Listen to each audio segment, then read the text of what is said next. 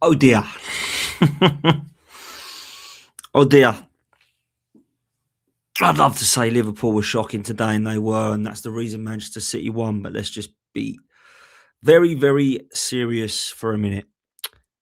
Manchester City looked incredible, and I mean sensationally good, outstanding, in fact.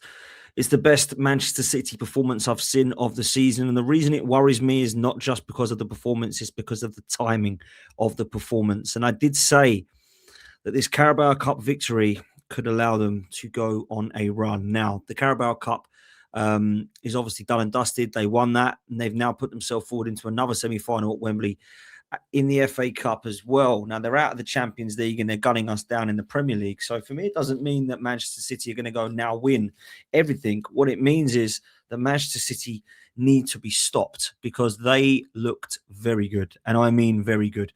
Every single player out there today impressed me. Whether it was the goalkeeper in James Trafford saving a penalty and looking like he's got a lot more grown in confidence in terms of command of his area, whether it be a centre-back partnership that looks to the future of Manchester City, in my opinion, with Guehi and Kuzanov, both of who I think look exceptionally good. That's 2 clean sheets that they've kept now against an Arsenal and Liverpool side that, to be fair, on their day can score against anybody. O'Reilly just seems to be getting better and better as an all-round footballer. And I'm a huge fan of Mateus Nunes at right back. I think he's been phenomenal for Pep Guardiola. And although he gave away a penalty today, I think his delivery is exceptional. And I think the way that he plays and interlinks and interchanges is very impressive. Then you move into midfield. And I think Rodri and Bernardo Silva of the last couple of games have shown their experience and their quality. I think they've started to show glimpses of why they are so well respected in the Premier League and why they've been so pivotal to what Manchester City have done and won in the last few years. And then you've got some ballers, and I'm talking serious ballers now. Ryan Cherky, for me, I thought he was close to being man of the match. I thought he was absolutely unplayable. There was parts of his game which looked to me that I think if he was doing that at De Bruyne or a Silva level, which I think he is right now, people would be looking at and giving him all the plaudits he deserves. And I think he does deserve that now. I think he's been exceptional. And although I don't think he'll be as good or go on to be as good as David Silva or Kevin De Bruyne, he certainly replaced some of what was lacking from the likes of Phil Foden and even Johnny Reinders. I think Ryan Cherky has been one of the signings of the season, if I'm honest with you. I think he's been... Do you know what I love about Cherky? And I hate saying this because he plays for Manchester City. I love watching him. I love watching him. He gets me off my seat. Now, from a football perspective and an Arsenal perspective, it's very different because I don't want to be getting off my seat for Man City players. But I enjoy watching this guy, man. I think he's an excellent player. And for all what's being spoken about at the moment in the Premier League, about it being boring, about it being very pragmatic, about it being compact and resolute and very much passing sideways and backwards and waiting for set pieces and corners, he's absolutely not about that. And he's not about that life. I look at what Ryan Cherky has brought to the Premier League, and I actually do think he's brought a little bit of excitement. And he's one of the reasons why Manchester City are so good going forward. I've been surprised that Pep Guardiola hasn't made him one of the first names on the team sheet, because for me, I think he's the one that I would pay to watch if I was a Manchester City fan. I thought he was exceptional today. I thought he was brilliant in everything that he did. People said he was unlucky not to get a penalty. I do think he probably gets enough on it. But I'll say this, he was easily one of the best players on the pitch. Then you come to Semenyo. Obviously scored a very good goal today. And I think when you look at what Semenyo's brought to Manchester City, he's instantly made an impact. And I think when you could look at the comparisons of an Noni Madueke or maybe an Eberechi Eze at Arsenal, I think what Semenyo has done is he's not needed that time to settle. He's not needed that time to look into a new team, get up to speed with how they play, raise your game to the next level, put yourself into the mentality of these players. He's come in, and I think he's scored about 9 or 10 goals already for Manchester City, on top of what he's already got for Bournemouth. Across all competitions as well, by the way. I think he scored pretty much in every competition so far, Semenyo. I thought this was an excellent signing at the time, and I don't know why Arsenal didn't do it. I would have. I'd have also gone for Guehi as well. But for me, when you look at what Manchester City have bought this January and in the summer, I probably will say I think they've had the 2 best windows of any team in the league, because I actually think Donnarumma is a world-class signing. I also look at Guehi and Semenyo in January and think, wow, Ryan Cherky, I've just mentioned.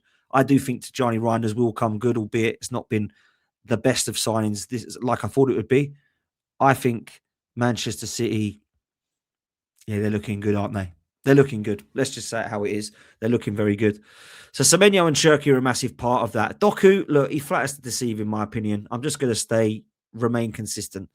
He's a player who reminds me of an Iwobi, Adama Traore, St. Maximan. He just runs at players, goes past them, goes in and out of them, but has very little output, very little assists, very little goals. I think, in fact, he scored 6 or 7 goals across 3 seasons at Manchester City. I mean, if you score 7 goals for one season as a left winger, you're disappointed. So to get 7 goals in 3 seasons is just, in my opinion, not good enough.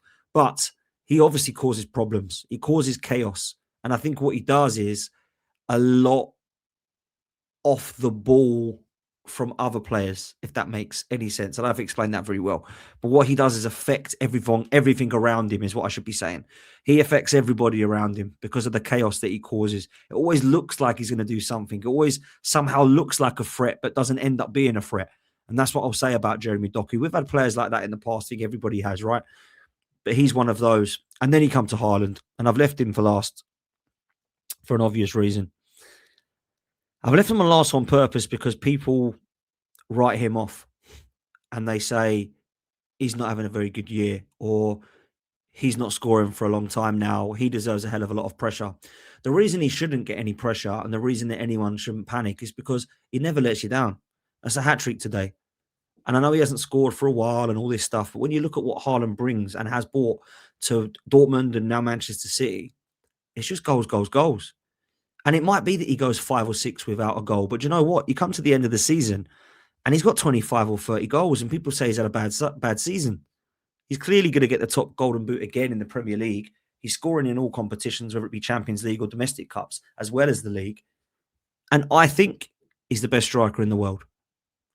And he might not be a better footballer than Kylian Mbappe or Harry Kane. He might not be the player that you want in your team when you want to get on the ball and start playing. But do you know what? He's the guy I want in my team to score goals, because that's what he does.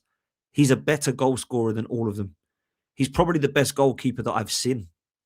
I'm trying to think back to, is he better than Shearer? Is he better than Henry? Is he better than Kane? Is he better than Rooney? And I'm talking about goals here. I'm not talking about the footballers. They all live him dead in the water. But when it comes to goals, finishing, killers, I really don't know if I've seen one like him.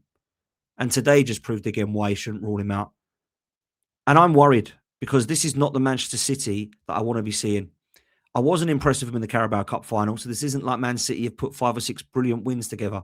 But if they continue to play like that, we will have ourselves a very tough end of the season. And I'm talking about the Premier League here, because obviously in the FA Cup, we could still play them, but they're out of the Champions League, and now the Carabao Cup has ended. We won't be playing them any more than just the once extra than at the Etihad, if, of course, we do get them in the FA Cup, that is. And I'm worried about that, because for me, Manchester City are a team now that looked very, very ready today. Because look, Liverpool weren't great. All right, Liverpool weren't great. But having said that, for periods of the first half, they weren't that bad. Manchester City outclassed them. Manchester City humbled them. And if I'm honest with you, Manchester City looked incredibly scary. And that's a big worry for me. I did not want to see that today. I did not want to see that today. I needed to see a Manchester City-Liverpool game that looked tight, that had some injuries in it, that had maybe some red cards in it, that had proper fight, that looked like an FA Cup tie. That looks like men versus boys. And I think what was really disappointing from a Liverpool perspective was that every single Manchester City player, if he was to do ratings, you'd pick those 11 and then you'd go to the Liverpool guys. You wouldn't look at the Liverpool guys and go, at least these 3 turn up and the other 11 come after it. That, for me, was men versus boys. And Manchester City turned up and they absolutely destroyed them, embarrassed them, polished them off, ruined them. And unfortunately for Liverpool, it looks now like they're just drifting. They're just drifting along. I'm sure Slot knows his fate at the end of the season, but a lot of rumours are that he's going to stay. Salah looks like he's off. He looks an absolute shadow of himself. I think he's showing declines of his age of a footballer now. Virgil van Dijk today, slow, lackluster. Konate, Madrid level, not for me. Kirkez, very good going forward, not sure about him defensively. Joe Gomez is still playing in 2026. In midfield, Liverpool look lost. I mean, we're talking about a very, very good individual midfield here. McAllister is a World Cup winner. Gravenberch, one of the best midfielders of last season. And Szoboszlai and Wirtz, and none of them look like they can play together. Doesn't matter whether it's Jones you add in there. Doesn't matter whether you play Szoboszlai higher or deeper. Doesn't matter whether you play Wirtz or not. It doesn't look right in that midfield. And then it really doesn't matter who you're playing at the moment, other than Ekatike, who looks sharp. The rest of them, I'll be playing that Rio kid. So for me, this is a tale of two teams that I thought were going to be going all out for a title race, one of which finds itself 9 points off of Arsenal, the other that finds itself nowhere near a title race and maybe struggling for top four. But today, Manchester City destroyed them and they looked scary. Do me a favor, hit like, people, hit subscribe on this one, and I'll see you on the next one. Up the Arsenal.